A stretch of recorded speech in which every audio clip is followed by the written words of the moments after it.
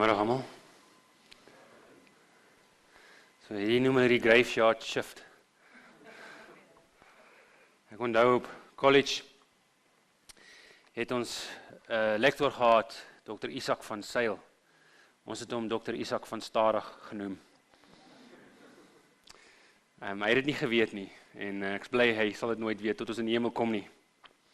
En die rede waarom ons dit genoem het is hy het altyd hierdie klas gehad na middagete. En ek onthou hoe na middagete, want as jy 'n student is, maak jy seker jy eet middagete baie. Want aandete is nie altyd die beste kos gewees by die kafeteria nie. En brood kan nogal swaar lê as jy dit op die middag baie eet. En ek onthou onsself dik gepak en met brood en peanut butter. En peanut butter maak dit nog selfs moeiliker want dan vat dit stadiger om te verteer. Ek kan onthou ons sit in sy klas en as ons instap en sê vir ons, kom, hoe vinniger ons begin, hoe langer kan ons aanhou. En dan maak hy Ellen White oop, hy het vir ons Ellen White klasse gegee. En dan is hy, Quentin, het julle ooit nee, jy was gelukkig. En dan het ons begin met Ellen White en dan het hy dit gelees. So stadig, want hy was, anyway, julle kry die prentjie. Weet julle wat is lekker om hier te wees? Ek het gister was Vrydag, nee, ek het donderdag toe ons hier aangekom het ek die yskas oopgemaak en een of ander liefdadige persoon, ek dank die Here vir wie dit ook al is, het narkies in die yskas gesit. Nou van julle dink, so wat? Narkies? Daar is nie narkies in Engeland nie, hoor. En elke keer, as die somer so aankom daar in Engeland, dan soek ek 'n narkie. Hulle het hierdie goeders wat hulle noem clementines, man, dis nie 'n narkie nie. Dis sommer, daar's nie 'n woord vir dit nie. En elke keer as jy daai ding so oop probeer skil, hulle noem dit easy peel. Ja, right. Jy probeer, ek sê, jy nog nie 'n narkie probeer nie. 'n Narkie maak net so oop. En ek onthou, as hulle daai goed met so oopmaak en jy wil so in jou mond sit en dan, ja man, dis net nie is en toe ek 'n yskas oopmaak en ek sien narkies, toe voel ek of ek in die hemel is. Dit is so lekker. En dit laat my herinner, nou die dag as ek daar by 'n winkel in Engeland, een van hierdie groot winkels, amper soos 'n trade center of 'n metro, hulle noem dit Costco, en ons stap daarin en ek loop daardeur, ek moes een of ander goed gaan koop het vir my vrou en ek kom daar by die groente en die vrugte afdeling en my oë strek so groot so spierings want ek sien lychees. Nou in Engeland noem hulle dit lychees. Ek weet nie hoekom nie, maar hulle noem dit lychees en ek loop nader en ek vat hierdie boksie so, dis sommer so klein boksie. Ek kyk na die prys, amper sit ek hom weer neer want dit is nogal duur gewees. Ek dink daar was iets soos 12 lychees in gewees vir £6. Dis omtrent R80 vir 12 lychees. Okay, maar nou moet julle mooi luister na die res van die storie. Toe ek het so omdraai en ek die prys sien, toe sit ek amper neer, maar toe vang my oog iets. En ek kyk weer. Kyk, dan betaal jy sommer enigiets vir dit, hoor. Want dit kom van Suid-Afrika af. En toe vat ek sommer 3 pakkies.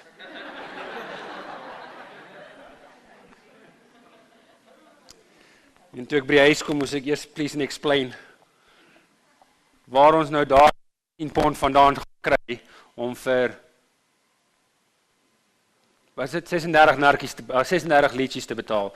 En ek kan vir julle sê, ek het daai 36 lychees vir 'n maand lank so uitgetrek. Elke dag een geëet. So dis lekker om hier te wees. Daar's nou nie lychees op die oomblik nie, maar ek geniet die narkies.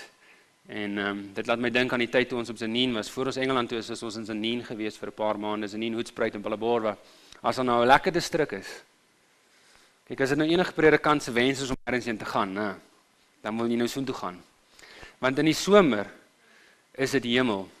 Daar is mangoes. Kyk, julle dink dis alledaagse goeders, né? Maar vir ons wat so verdroogde goed, jy weet, jy was al daar, Leraar Quentin, jy was daar. Jy loop daar in die winkel rond en jy soek vir die goed. En jy weet nie waar hulle hierdie goed vandaan kry nie en wat so snaakse goeders hulle het. Al wat jy wil hê is 'n mango. En al wat jy wil hê is 'n narkie en al wat jy wil hê is 'n lychee. En dan daar in Zanin, ek onthou ons het soms langs die pad, dan ry ons op pad Hoedspruit toe op 'n dag. Dis nou lekker lekker November, Desember se tyd, dan kry jy sommer die kratte mangoes wat hulle langs die pad verkoop. Daai tyd het ons sommer R30 betaal vir 'n krat. Julle dink, wow, hoeveel duisende jare terug was dit? Dit is nog 'n paar jaar terug gewees. En dan vat ons daai kar en laai ons in die kar en jaag ons huis toe. Ons het in die aande het ons wartlemoen, narkies, lychees. Ons het die lidmate het sommer avos kom aflaai. As ek op 'n Sabbat as jy kerk toe gaan en as jy by die huis kom, dan sal sommer 'n pakkie avos by jou deur, dan sal sommer aartappels daar. Men dit was soos hemel gewees vir ons. Dan kom jy daar in Engeland en dan moet jy nou daai goeders eet in elk geval. In elk geval. Een van die ander dinge wat ek geniet op die oomblik in terme van Afrikaans is om soveel Afrikaans. Ek het lanklaas so baie Afrikaans gepraat. Soos ek op die oomblik praat. En ek het gister julle vertel van hoe lekker dit is om lekker te sê. En dit is nogal lekker hoor. Dit is nogal lekker. En my dogtertjie, my oudste dogtertjie, ek onthou so 'n paar jaar terug. Sy's nou 12, maar ek kan nie onthou hoeveel jaar terug nie, maar so 'n paar jaar terug. Want ons het hulle probeer Afrikaans. Ek het probeer om hulle Afrikaans te leer. My vrou is Engels Suid-Afrikaans. So ons het begin toe ons mekaar ontmoet het ons jy vryman Engels, want dit is makliker, jy weet, dit is maar werk. En ons het so geleer om Engels by die huis te praat. En so ons kinders het groot geword Engels, maar ek wil so graag vir hulle Afrikaans leer. Ek wil ten minste vir hulle leer om r te kan sê. Okay. Weet julle hoe moeilik is dit vir 'n Engelsman om r te kan sê? En so ek onthou eendag kom sy daar in die kamer ingehardloop vroeg die oggend. Sy noem ons Daddy. Daddy! Listen. Rrrr. Ek spring af van die bed op. Yay! Daai hele dag. Rrrr, rrrr, rrrr, vir die volgende week rrrr, op een of ander stadium moes vir ons al gesê het, stop dit nou of ons gaan jou rrrr agterheen. Nou ons kleintjie, sy's nou 8 jaar oud en sy sukkel hoor. Sy kan hy net nie reg kry nie. Sy kan hom nou net nie in die vreemel te sit nie. Sy sukkel, maar ons hoop. Miskien as hy 30 is eendag sal ons weet nie. Dit sal kom. En dis wat dit is. Dis wat ons Suid-Afrikaans maak. Hierdie snaakse. Dis wat ons Afrikaans maak. En ek dink ek het julle gister vertel van hoe ons selfs die Engelse Suid-Afrikaners daar in Engeland, as ons by mekaar kom praat ons Afrikaans. Dis wat so lekker is. En so dis lekker om saam in Afrikaans te aanbid. En so nou en dan glip 'n Afrikaanse woord in elk geval in die erediens in. Ek onthou toe ons daar aangekom het, die heel eerste keer toe ek moes preek en ek die kinderstorie moes vertel ek hulle van 'n kinderstorie en ek sê vir hulle hoe hierdie arme meisie seer gekry het en hoe eina dit was. En dit was so eina en sy het seer gekry en sy het na haar pappa toe gegaan. Eina, pappa kyk en hierdie kerk kyk vir my met sulke groot pierings aan, hoor. Hulle het nie 'n klou wat eina beteken nie. En eers na die tyd toe sê my vrou vir my, jy weet eina is nie 'n Engelse woord nie.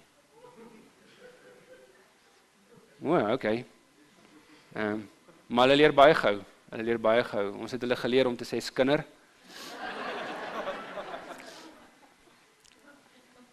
Ons is nogal baie goed daarmee. Anyway. Weet julle wat, dat ons elke dag ervaar ons ongeveer 20.000 oomblikke.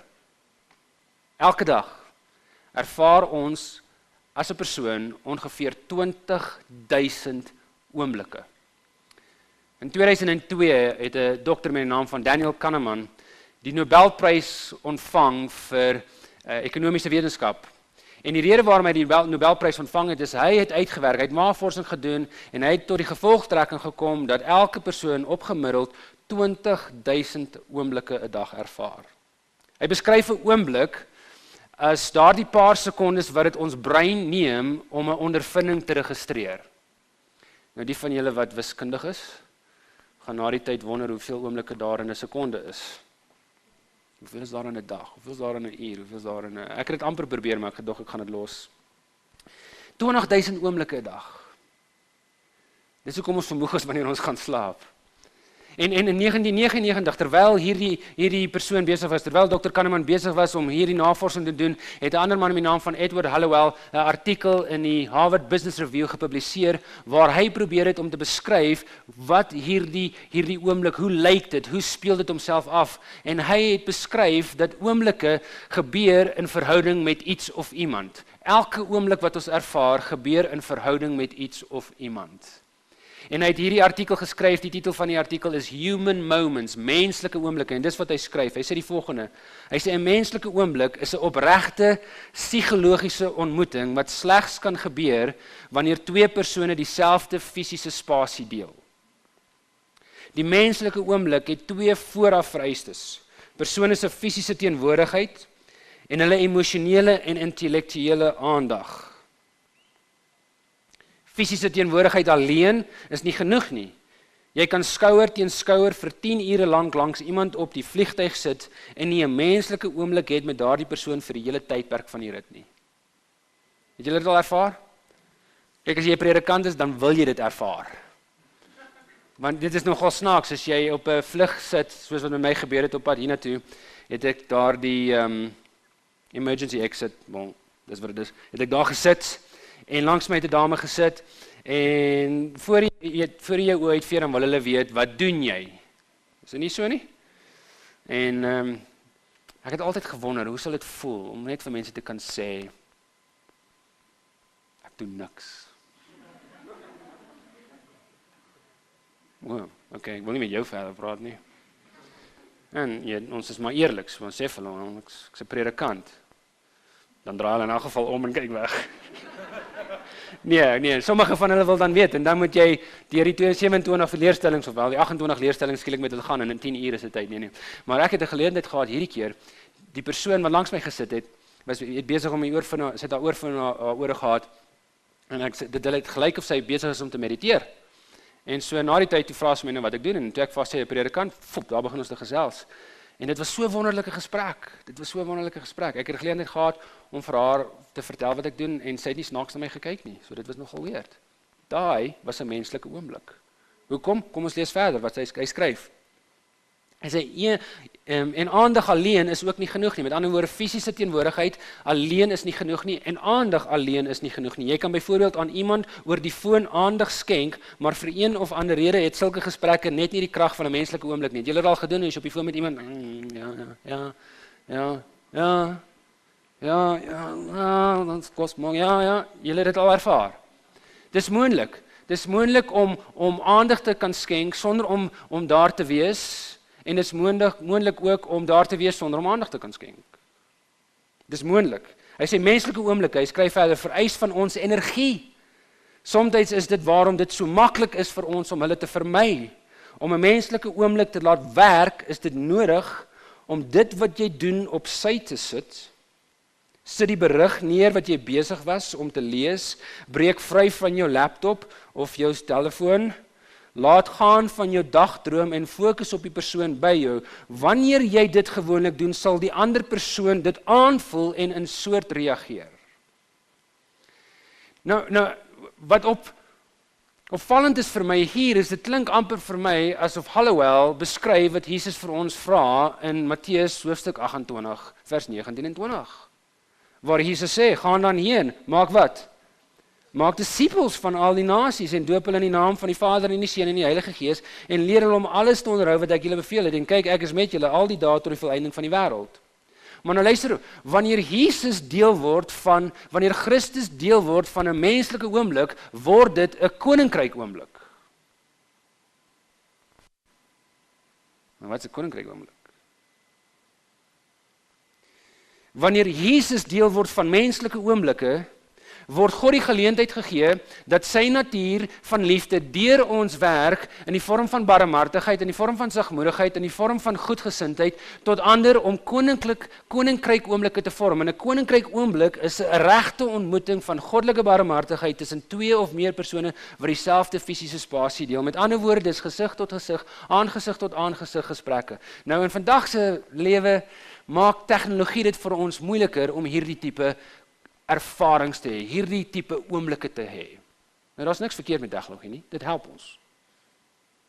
Dit maak dit makliker vir ons te kommunikeer. Ek kan byvoorbeeld my ouers bel 2:00 die oggend en dit maak nie saak nie, want ons kan praat. Wel, dit maak saak, want dit is 2:00 die oggend, maar ons praat daarom. Al wat ek wil sê is, dit is moontlik vir my om 'n paar duisend myl van Suid-Afrika af kan wees en op WhatsApp te gaan en knopie te druk en ek kan met my ouers praat. In Suid-Afrika, enige tyd van die dag. En so tegnologie maak die lewe vir ons moontlik om boodskappe te kan stuur, om met mense te kan kommunikeer, enige tyd van die dag, enige oomblik, enige manier, en dit is okay, maar dit beteken ook dat daar minder menslike oomblikke plaasvind. Dit beteken dat daar minder koninkryk oomblikke plaasvind. Met ander woorde, hierdie high-tech society van ons, hierdie lewe wat ons leef, wat so high-tech is, beteken daar is meer high-touch nodig. Met ander woorde, ons samelewing hinker meer en meer na koninkryk oomblikke. Daar's 'n geleentheid. Daar's 'n geleentheid vir die evangelie van Christus om te versprei soos nog nooit van tevore nie, want mense is soekend na koninkryk oomblikke. Maar koninkryk oomblikke is afhanklik van wat 'n tipe Christen ons is. Sosiale wetenskap navorsers sê vir ons dat wanneer ons met mekaar interaksies het, wanneer ons met mekaar gesels of wanneer ons 'n tipe van 'n verhouding het met mekaar, gebeur daar een van twee dinge wat ons nie eens van bewus is nie. Of ons probeer soveel waarde van daardie interaksie, van daardie verhouding kry, of ons probeer om soveel waarde te gee aan daardie verhouding of interaksie. Die interessante ding is, 'n man met die naam van Adam Grant het in 'n boek Give and Take gepubliseer dat navorsers het gewys dat ons as mense, wat wanneer ons interaksies het met mekaar, in een van 3 klasse val. Ons is of vatters, ons is of gewers, of ons is aanpassers. Nou 'n vatter is uniek, want 'n vatter kom na 'n verhouding, na 'n interaksie toe, en daardie vatter wil soveel van daardie verhouding kry as wat hy kan kry, sonder om enigiets of om so min as moontlik terug te gee aan daardie verhouding. Met ander woorde, hy draai verhoudings tot sy eie belang, of tot haar eie belang.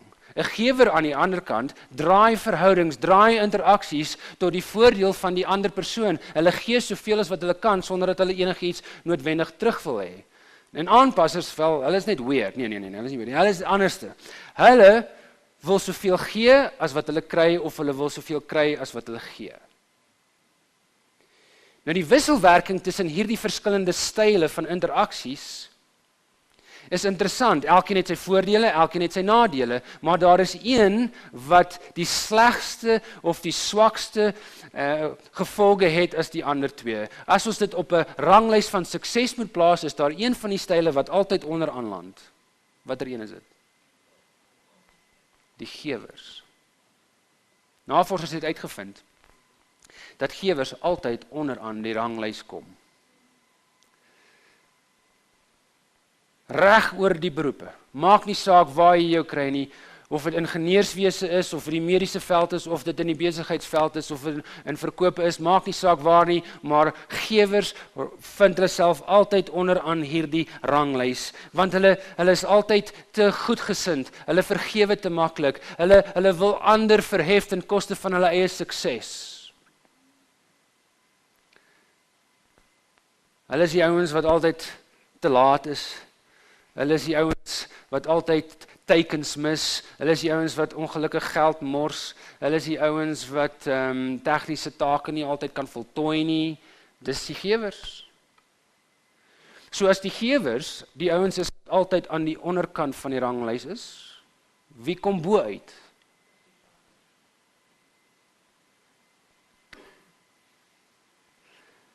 Toe die navorsings teruggaan na die data toe, en hulle kyk daarna, toe sien hulle dat gewers onder aan die ranglys val, maar die wat bo uitkom is ook gewers.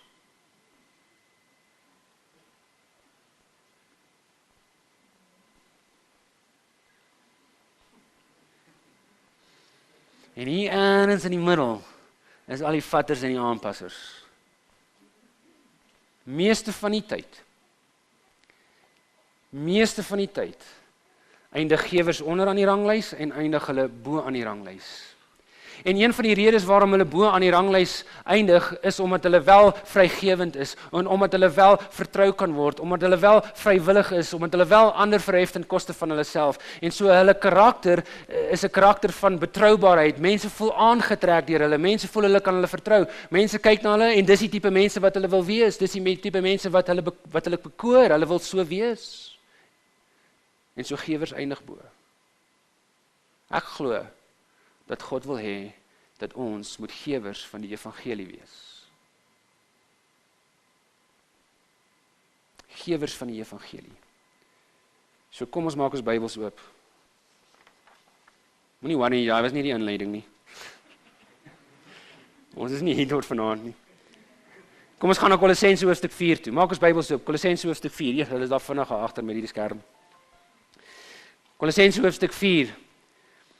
Wanneer ons as gewers van die evangelie leef, voor ons gaan lees, wanneer ons as gewers van die evangelie leef, gee ons God die geleentheid om menslike oomblikke te verander in koninkryk oomblikke.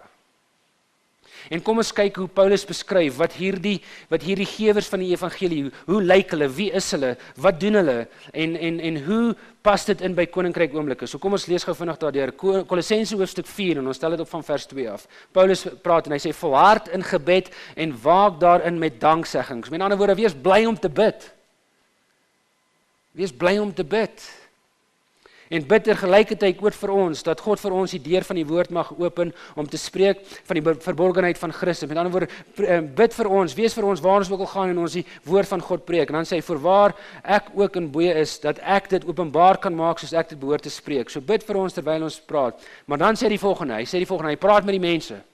Hy praat met die mense van Kolossense, hy sê, wandel in wysheid teenoor die wat buite is, wandel in wysheid teenoor die ander, sê sommige vertalings. En koop die tyd uit. Ander vertaling sê, ons moet wandel in wysheid in elke oomblik gebruik. Ons moet elke oomblik gebruik. Vers 6, laat julle woord altyd aangenaam wees. Ander vertaling sê, laat julle altyd vol wees van die Heilige Gees. Met sout besprinkel. Ons doen dit goed as Suid-Afrikaners. En as jy daar kom, en jy kom by die restaurant, en jy proe daai ding, dan soek jy die sout. Want is niks in sout nie, want dit proe nie smaaklik nie. Sodat julle kan weet wat? Wat sê hy? Sodat julle kan weet hoe julle iedereen moet antwoord. So let op dat Paulus aanneem, hy neem aan dat ons so 'n tipe lewe sal leef, sodat dit ander mense nuuskierig sal maak van hoe ons leef, en dit gesprekke sal openbaar oor waarom ons so leef. Dis wat hy sê. Hy sê ons moet lewe op so 'n wyse dat dit nuuskierigheid sal uitlok uit ander oor hoekom ons so leef. En wanneer hulle ons begin uitvra daaroor, raai wat gebeur? Menslike oomblikke. Maar as Jesus Christus die een is wat deur my werk, as ek vol is van die Heilige Gees, word daardie menslike oomblikke koninkryk oomblikke. Dan sê Paulus ook, hy sê ons moet wys wees op die maniere waarop ons mense benader. Ons moet gebruik maak van elke geleentheid. Ons gesprekke, ons onderhandelinge moet aangenaam wees, vol van die Heilige Gees. En weet julle wat is interessant? As ons kyk na die vroeg-Christelike kerk. Die vroeg-Christelike kerk het op so 'n manier gelewe, dat die Romeine bang was dat hulle die koninkryk gaan oorneem. Hulle was so anders. Hulle was so 'n alternatiewe gemeenskap van mense, die gewers van die evangelie, daardie mense wat hierdie ou met die naam van Jesus begin volg het, hulle was so anders, dat die Romeinse leiers na hulle begin kyk het en bekommerd was dat hierdie ouens die koninkryk gaan oorneem. Soveel so, dat keiser Julian 'n amptelike brief vir sy priesters en vir sy amptdraers geskryf het. Luister wat skryf hy vir hulle. Hy sê, ons moet spesiale aandag skenk aan die volgende punt. Ek gaan probeer formeel klink. En daarby bedoel ek, ons moet 'n geneesmiddel vind vir hierdie siekte. Julle sien, hy het die Christene gesien as 'n siekte. Hy het hulle ook gesien as ateïste, en ek sal julle verduidelik hoekom. Toe dit kom by armes, wat nagelaat en oorgesien was deur die priesters, dis die heidense priesters, het die goddelose Galileërs, dis die Christene, dit raak gesien en hulself toegewy aan filantropie. As gevolg daarvan het hulle meer gesag begin wen deur die profyt van hul aksies. Ek sê, dis nou Julian, die Galileërs begin ook met hulle sogenaamde liefdefeeste of gasvryheid of tafelbediening. Met ander woorde, dis die algemene woord wat hulle gebruik het om na die minderbevoorregtes om te sien. Vir hulle het baie maniere waarop hulle dit doen. En daarom noem hulle dit by verskillende name en die resultaat is dat hulle baie gelei het tot die weg van ateïsme en ander woorde Christendom. Want hulle het geglo dat as jy nie in die heidense gode glo nie, was jy ateïs. Dis nogal snaaks vandag, dat as jy nie in God glo nie, is jy ateïs, is dit nie? So Julian het 'n probleem, want die Christene in die 4de eeu na Christus lewe op so 'n manier dat hulle lewe so alternatief is, hulle lewe is so anders as die mense rondom hom, dat hulle begin om die mense te wen, en hulle begin om gesag te hê oor die mense, en so hy besluit, hy gaan iets doen daaromtrent. Hy gaan vir sy priesters en vir sy amptenare sê, dat hulle gaan probeer om die mense meer lief te hê as die Christene kan. So hulle bou toe goedkoop hotelle, waarby arme reisigers kan gaan slaap, en hulle besluit om hulle eie kosverskaffingsstelsel te begin. En geskiedenis vertel vir ons dat dit heeltemal platgeval het. Hoekom? Want jy kan nie iemand meer lief hê as wat Christus hulle kan lief hê nie. En die Christene was vol van die Heilige Gees. Vol van Jesus Christus. En hulle het daar gekom, en hierdie heidense Romeine vertel van 'n God wie sy seun gestuur het om vir hulle op die kruis te sterf. 'n God wat sy seun gestuur het nie om hulle te kom en te oordeel nie, maar om hulle te kom red. En dit was net amper te belaglik vir hulle. Dit was ongehoord vir hulle. En so hulle het mense begin wen, en die mense het na hulle lewens gekyk en het gesien hoe dat 'n slaaf, dit was ongehoord vir 'n slaaf om sy meester lief te hê, maar hier het jy slawe gehad wat skielik 'n meesters lief gehad het. Dit was ongehoord vir hulle om te sien hoe hierdie mense leef. Nou let op. Hulle het spesifieke gewoontes gehad. Hierdie gewers van die evangelie het gewoontes gehad. Gewoontes wat hulle gemotiveer het om uit te gaan in die lewe van hulle vriende en hulle familie en hulle bure, en hulle het gewoontes gehad wat hulle aangedryf het in 'n dieper verhouding met Jesus Christus. Hulle het disipelgewoontes gehad. Nou wat is disipelgewoontes? Wel, disipelsgewoontes is om so te lewe dat die koninkryk van God nie net iets is wat ons eendag in die hemel gaan ervaar nie, maar dat die koninkryk van God nou iets is wat werklik is, wat deur die Heilige Gees nou deur en met ons is. Dis God se koninkryk. En om 'n disipel te wees en om ander disipels vir Jesus te maak, is om daardie koninkryk nou 'n werklikheid vir ander mense te maak. Nou wag 'n bietjie, as daardie koninkryk van Jesus Christus nie nou 'n werklikheid is vir jou en my nie, hoe maak ons dit 'n werklikheid vir ander? En so om 'n disipel van Jesus te wees, om 'n gewer van die evangelie te wees, om 'n volger van daardie ou met die naam van Jesus Christus te wees wat op daardie kruis gesterf het, soos ons daai video gesien het, en opgestaan het op daardie derde krag, om 'n disipel van hom te wees, beteken ons het disipelgewoontes nodig. Nou wat is disipelgewoontes? Disipelgewoontes is gewoontes wat die koninkryk van God nou 'n werklikheid maak. Dis gewoontes wat die Heilige Gees toelaat om nou in ons, vir ons en deur ons te werk. Nou, hoe lyk dit prakties? Wel, 'n man met die naam van Michael Frost het 'n boek geskryf, 5 Habits of Highly Missional People, en in hierdie boek stel hy hierdie volgende 5 kerngewoontes voor van 'n disipel. Kerngewoontes van disipels wat ander disipels vir Jesus maak. Nommer 1, hulle seën ander. Nommer 2, hulle eet saam met ander. Nommer 3, hulle luister uit vir die stem van die Heilige Gees. Nommer 4, hulle spandeer tyd in die Bybel om te leer hoe om Christus toe te laat om hulle lewe oor te neem. Ons kan dit verkort en te sê, hulle leer Christus. Nou, hoe is dit verskillend om van God te leer, om van Christus te leer? As ek van Christus leer, sit ek informasie in my brein, maar as ek Christus leer, leer ek hoe om Christus toe te laat om deur my te werk. Dis anders. So hulle leer Christus. En nommer 5, hulle reflekteer elke dag hoe hulle Jesus se liefde onder ander se aandag gebring het. Nou, ons het nie die tyd om na elkeen van hulle te kyk nie, en ek wil nie die tyd spandeer om na elkeen van hulle te kyk nie, want ons gaan die hele dag hier sit. Maar ek dink dit is belangrik vir ons om te weet, julle kan hierdie boek van die internet afhaal, dis in PDF formaat, so gaan lees die boek, 5 Habits of Highly Missional People.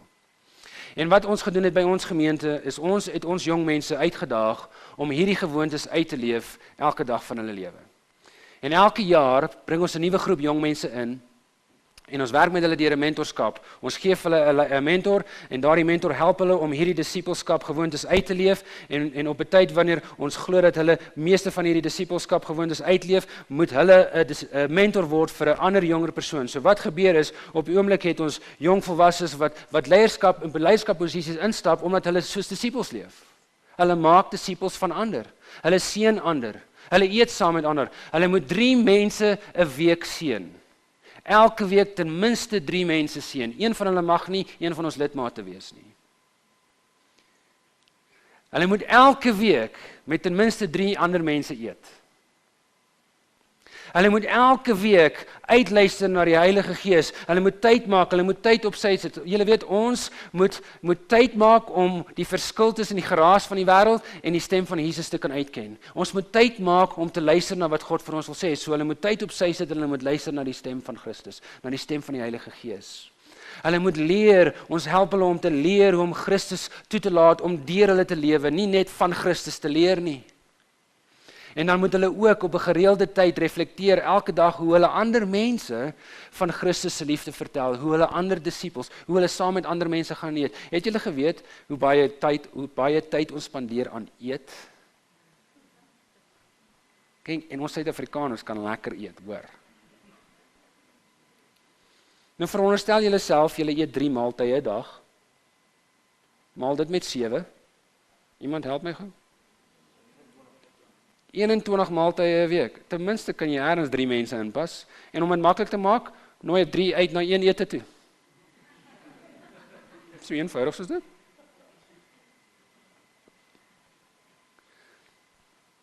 En wat ons nou vind, is dat ons jong volwasses, hulle sit in leierskapposisies.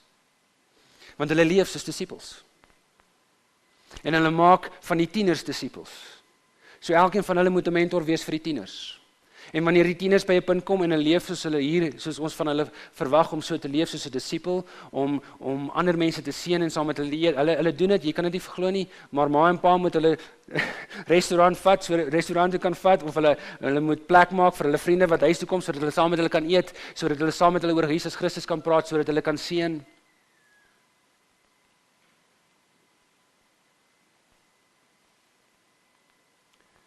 Want wanneer ons soos disippels leef, vind koninkryk oomblikke plaas. Nou kom ons kyk gou na die eerste ene. Ons het net 'n paar minute. Kom ons kyk gou na die eerste ene. Hoe om ander te seën.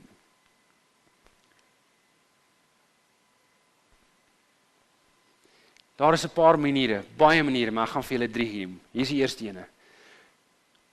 Woorde van aanmoediging. Wat beteken dit om te seën?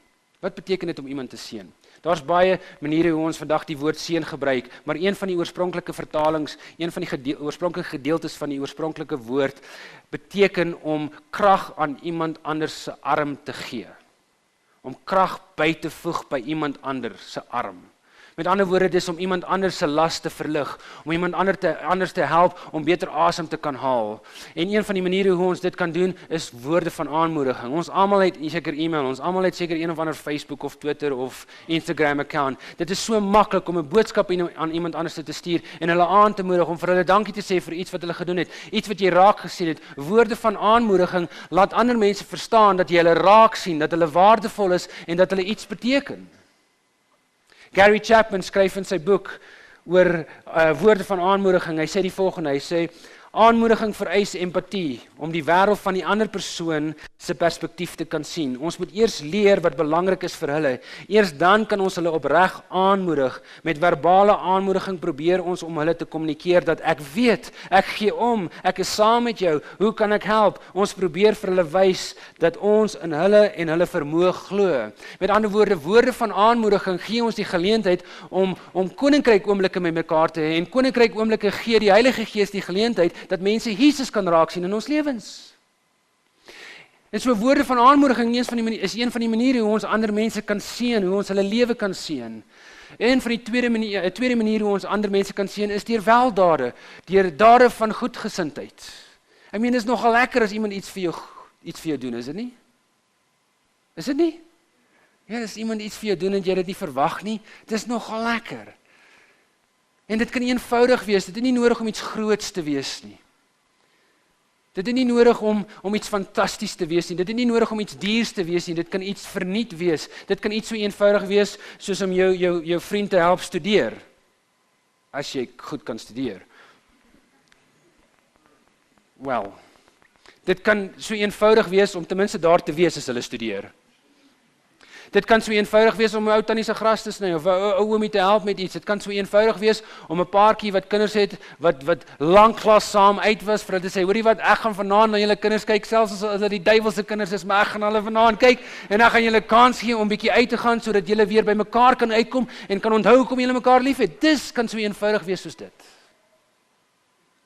En weet julle wat is interessant? Mense wat goedgesindheid ontvang het, sê dat dit vir hulle voel asof die mense meer as net omgegee het.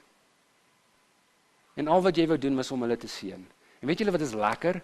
As jy iets goed doen vir iemand anderste, dan voel jy goed. Ons het met ons meisies op een of ander stadium besluit dat ons dit 1 keer 'n week gaan doen. En ons het gesien daar is een van hierdie persone by die kerk wat baie arm is. En so ons het besluit, ons gaan elke Vrydagmiddag gaan ons vir hom 'n pakkie kos opmaak en ons gaan vir hom na sy huis toe vat. En so die eerste keer toe ons dit nou so doen dat die persoon het ons nou nie sien nie, want ons was nou bietjie senuweeagtig geweest. En ons was bietjie skaam geweest. Ek is skaam. En my meisies is ook skaam. En so ons vat daai pakkies en ons loop toe na sy deur toe en ons sit dit daar by sy woonstel by die deur en dis soos kinders man. En jy weet mos tokkie speel, jy weet wat jy kom en ons druk hy knop en ons hardloop weg. Maar ons gaan sit daar elders waar ons kan sien. En toe daardie persoon daardie pakkie vat en hy tel dit op en hoe daardie oë van hom wat daar so spierings is, wat so verbaas is en wat fantasties was, hy het nie geweet as ons hier, die volgende dag sit ons in die kerk en hy getuig aan die kerk hoe hy op daardie middag gebid het en vir die Here gevra het om asseblief te help, want hy het nie brood eers in die huis nie. Man, hy het so goed gevoel. Dis verkeerd, jy moet nie so goed voel nie. Nee, ek spot, moenie skuldig voel nie. Maar die punt is dat weldade laat nie net ons goed voel nie, maar is praktiese hulp vir ander mense. Dit sit krag by iemand anders se arm. Dit seën hulle. En voorlank is daar die geleentheid vir koninkryk oomblikke. En wanneer koninkryk oomblikke plaasvind, geliefdes, floreer die evangelie gesprekke. Luister, as ons enigste gewoontes is om kerk toe te kom 1 keer 'n week en na 'n paar kampe toe te gaan ons koninkryk oomblikke nie ervaar nie. Want ons kan slegs koninkryk oomblikke ervaar wanneer ons die Heilige Gees toelaat om ons te motiveer, om die momentum te wees wat ons uitstoot uitwaarts in die lewe van ander, in die lewe van vriende, in die lewe van ons bure, in die lewe van vreemdelinge, en dit is slegs wanneer ons die Heilige Gees toelaat om ons te motiveer om opwaarts te beweeg in 'n dieper verhouding met Jesus Christus. Dis wanneer koninkryk oomblikke plaasvind. Anders is dit net menslike oomblikke. So ons kan mense seën deur woorde van aanmoediging, ons kan mense seën deur weldade en ons kan mense seën deur my gunsteling ene en dis nommer 3 geskenkies. En al die vrouens se oë, ja. Manne, luister julle. Die predikant het gesê geskenkies hoor. Nee, luister mooi. Luister mooi. 'n Geskenk, die boodskap agter 'n geskenk is dat iemand het my onthou, iemand weet van my, ek is belangrik vir iemand gee om vir my. So ek praat nie van verjaarsdag en Kersgeskenke nie. Ek praat van daardie geskenke wat mense nie verwag nie. Dit kan iets groots wees, dit kan iets kleins wees. Dit kan iets duurs wees, dit kan iets verniets wees, dit kan enige kleur wees, dit maak nie saak nie. Weet julle dat wat ook al in die verlede geskryf was oor liefde, as jy enigiets gaan lees oor die onderwerp van liefde, is die motief agter liefde om te gee. Om te gee. En so dit maak nie saak wat dit is nie, dit kan enigiets wees.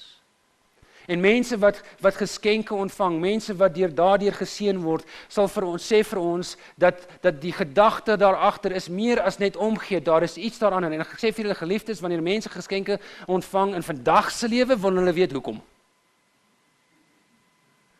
Ons lewe in 'n wêreld waar iemand dink dat as jy vir hulle iets gee, is daar 'n alternatiewe motief. En as jy vir daai persoon sê, nee, maar net ek het aan jou gedink. Wat? Dis ongehoord. Dis nie hoe dit werk in die lewe vandag nie. Wel, dis hoe my Jesus werk. En as dit is hoe my Jesus werk, is dit is hoe ek werk. En voor jy jou oë uitvee, is daar 'n koninkryk oomblik. En vind evangelie gesprekke plaas. Dit is so eenvoudig. So eenvoudig om die gewoonte van seëning ons eie te maak as 'n disipel. En deur ander te seën, deur eenvoudige dinge soos woorde van aanmoediging, goeie dade, geskenkies. Ek sê nie ons moet onsself in die hemel inwerk nie. Wat ek voorstel is ons die hemel 'n werklikheid vir mense nou op aarde maak. Dis wat disippels van Jesus doen. Kom ons eindig met 'n storie. Een van my jong mense in my gemeente het vir my hierdie storie op Facebook gestuur. Een van sy vriende het vir hom die volgende storie vertel van wat met hom gebeur het. En die persoon met wie dit gebeur het, se naam is Ariane Nelson. En so Ariane het hierdie boodskap aan een van my jong mense gestuur en my jong mense was so beïndruk daarmee dat hulle dit vir my gestuur het in dieselfde week. En ek het gedink ek wil graag met julle dit deel. So ek het dit vertaal. So ek hoop my vertaling klink oukei. Dit sê die volgende, ek lees dit gou, dit is baie eenvoudig. Dit sê die volgende, 'n jong man, met ander woorde, dit is Ariane Nelson, verskryf hier. Hy sê 'n jong man het my genader, hy was besig om petrol in te gooi. 'n Jong man het my genader en my gevra of ek vir hom dalk 'n bottel melk kan koop. My eerste gedagte was net eenvoudig om te sê nee. Maar toe ek vir my petrol moes betaal, het ek die bottel melk ook gevat. Buitekant het sy meisie met 'n boks graankos gestaan. Hy het dankie gesê, toe draai ek om en loop na my kar toe, maar iets binne in my het my laat omdraai. Ek sê toe vir hulle dat ek was op pad om na my kar toe te wees. Ek was op pad om my kar te gaan was. En as hy dit eerder wil was, sal ek hom $20 gee. Ons het toe na die naaste karwassery gegaan en toe het ek vir hom die geld gegee om dankie te sê. Hy het trane in sy oë gehad. Hy vertel my toe dat wat hy meer as enigiets anders waardeer, is dat hy weer kon werk vir sy geld soos 'n man en hy 'n man in die oë van sy meisie kon wees. Die hele tyd het sy meisie vir hom gehelp. Jy kon sien dat sy trots was op hom. Die liefde tussen hulle daardie oomblik was so eg, meer eg as enige materiale dinge en goed wat hy vir haar kon doen. Sy het vir hom gesê dat hy goed gedoen het en hy kon nie ophou glimlag nie. Hy het 'n glimlag van oor tot oor gehad. Ek het toe 'n lang gesprek met hulle gehad. En nou let op hoe hierdie goeie daad begin om te beweeg in die rigting van 'n koninkryk oomblik. Ek het 'n lang gesprek met hulle gehad. Hy het 'n rugsak vol van papiere gehad en van al die plekke waar hy was om te probeer hulp kry. Ek het hulle toe na my woonstel geneem, vir hulle klere vir 'n onderhoud gegee, as ook 'n paar ander kledingstukke. Ek het nie veel nie, maar die lewe gaan daaroor om dinge met mekaar te deel, om gewers van die evangelie te wees. Wees 'n seën vir iemand vandag, want jy mag dalk eendag in hulle skoene wees. Ek het vir hulle my telefoonnommer gegee en ek beplan om hulle na enige onderhoud en afsprake te neem. Dis 'n wonderlike dag om te leef. Maak nie saak wat jou situasie is nie. Iemand het dit altyd erger as jy.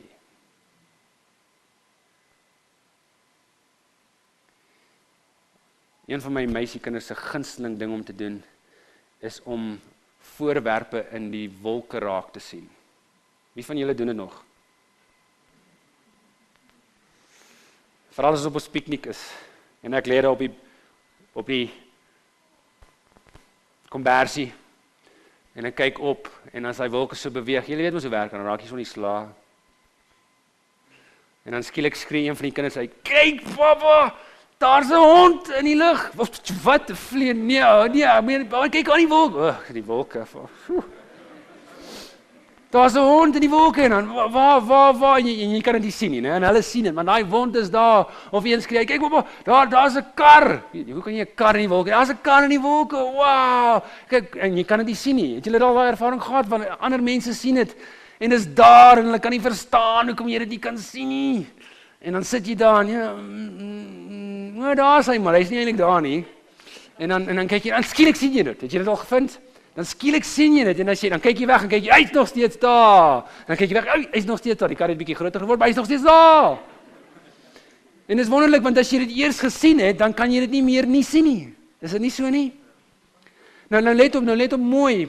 Die evangelie werk op dieselfde manier. God werk op dieselfde manier. Wanneer ons bereid is om hierdie gewoonte van om ander te seën ons eie te maak en daardie tipe disipel te wees, wanneer ons ander mense seën deur woorde van aanmoediging, deur weldade, deur geskenke, maak nie saak hoe ons dit doen nie, maar as ons ander mense seën, dan begin die Heilige Gees om deur ons te werk. Koninkryk oomblikke vind plaas, evangeliegesprekke vind plaas en mense sien Jesus en as hulle eers Jesus gesien het, kan hulle nie ophou om Jesus nie te sien nie. As mense eers vir Jesus gesien het, kan hulle hom nie meer nie sien nie.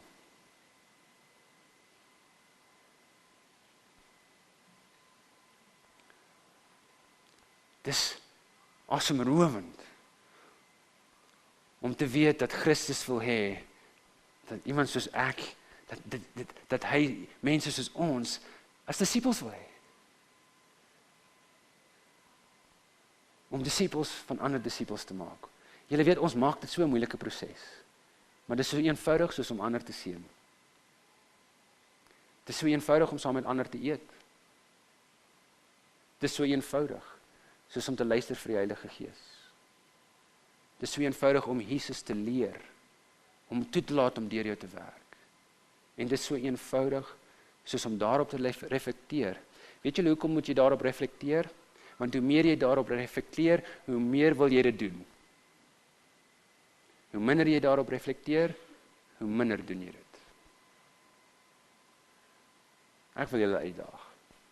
Gaan verras iemand, gaan seën hulle. En kyk wat se koninkryk oomblik jy ervaar. En maak dit jou eie. Wees bly daaroor. C.S. Lewis, ek sê vir die ouens daaronder vanoggend, C.S. Lewis sê, in Reflections on the Psalms, op bladsy 97, dis nie op die skerms nie. Hy sê, wanneer ons beveel word om Christus te verhoog, nooi God ons uit om hom te geniet. Dis wat God wil hê, ons moet ervaar, as disippels, om hom te geniet. So kom aan, kom ons gaan seën 'n paar mense. Kom ons bid. Here, ons wil gewers van die evangelie wees. Ons wil hê dat ons menslike oomblikke koninkryk oomblikke moet wees. Ons wil hê, Here, dat die Heilige Gees deur ons sal werk, ons uitwaarts stoot in die lewe van ons vriende, in ons familie, in vreemdelinge. Sodat dit nuuskierigheid sal uitlok oor hoekom ons soveel liefde en hoop in ons lewens het. Here, ons wil ook hê dat die Heilige Gees deur ons moet leef, sodat dit ons sal motiveer om opwaarts in 'n dieper verhouding met Jesus Christus te beweeg. Sodat ons gereed sal wees, dat wanneer mense ook al op ons paaie kom, ons koninkryk oomblikke kan ervaar, ons ander kan seën, ons saam met hulle kan eet, ons kan luister na die Heilige Gees, ons kan Jesus leer, ons kan U toelaat om deur ons te leef op so 'n spesiale en groot manier. En dat ons daarop kan reflekteer en bly kan wees en genotvolle lewe kan leef, want ons is kinders van Jesus Christus. So Here, help ons om hiervandaan te gaan en ander te seën. Ons bid in U naam. Amen.